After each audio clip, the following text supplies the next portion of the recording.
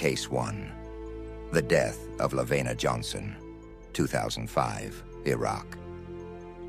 In July 2005, 19-year-old Private LaVena Johnson was serving her first military tour in Iraq. Bright, motivated, and just starting her life, she called home often with words of hope. But one day her parents received the unthinkable call. LaVena was dead. The Army declared it a suicide, an open and shut case. But when her family viewed her body, they noticed things that didn't add up. Her nose appeared broken, her teeth damaged, chemical burns covered part of her body, and her arms showed signs of a struggle. Fine. The official report claimed she had shot herself. But why was the crime scene cleaned? Why did the Army's photographs and details fail to match what her parents saw? Nearly 2 decades later, LaVena's family still believes she was murdered and that the truth is being kept hidden. One young soldier silenced in a war zone, and now another child's voice silenced forever, her name hidden for decades until DNA finally revealed who she was. Case 2. The murder of baby Jane Doe, Alisha Heinrich, 1982, Mississippi. On a December night in 1982, hunters in Mississippi made a heartbreaking discovery. In an abandoned construction site near the Escatawpa River lay the body of a little girl, no older than 2. She had no name, no family stepping forward, and no trace of her past. She was simply called Baby Jane Doe. For nearly 40 years, her identity remained a mystery. But in 2020, advanced DNA testing finally gave her a name, Alisha Ann Heinrich. Investigators linked her to her mother, Gwendolyn Clemens, who also disappeared that same night. Gwendolyn was never found. Though Alisha's name is no longer forgotten, her killer remains unknown, and the mystery of what happened to her mother lingers to this day. A little girl identified after decades, and yet, in another story, a young child disappeared from the nation's capital, and her name is remembered in every poster still hanging on the streets today. Case 3. The disappearance of Relisha Rudd, 2014, Washington, D.C. 8-year-old Relisha Rudd was a bright, happy girl living with her family in a homeless shelter in Washington, D.C. She was last seen in March 2014 in the company of Khalil Tatum, a janitor at the shelter who had gained alarming access to her family. Relisha missed school, raising red flags. When investigators searched for her, Tatum went on the run. Days later, he was found dead by suicide.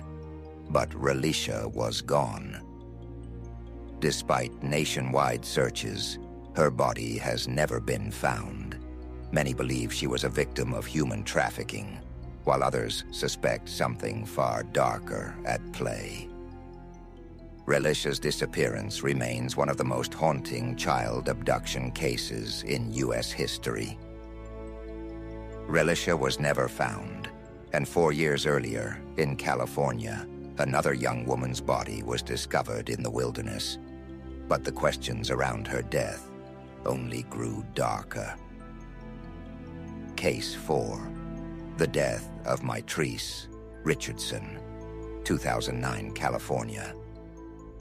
On the night of September 16, 2009, 24-year-old Mitrice Richardson was arrested in Malibu for failing to pay a restaurant bill. Despite showing signs of erratic behavior, deputies released her at midnight, alone, with no phone, no car, and no money. She wandered into the canyons of Malibu. Witnesses reported seeing her later that night, confused and disoriented. But after that, she vanished. Nearly a year later, hikers discovered her remains in a remote canyon just miles from the sheriff's station. The official cause of death was listed as undetermined. Her family believes authorities failed her, releasing her when she clearly needed help. Her story raises a haunting question. Was Mitrice simply abandoned to her fate, or did something more sinister happen in the hills of Malibu? Mitrice's remains were found, but justice never came.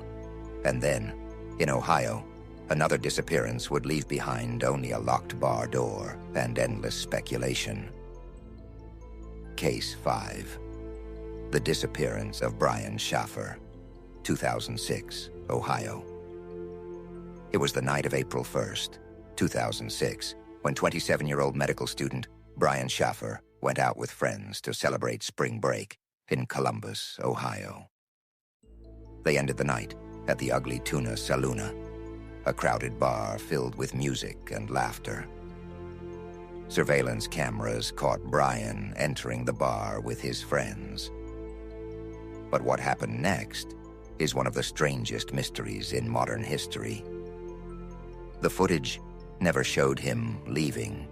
The exits were covered by cameras, but Brian was never seen again.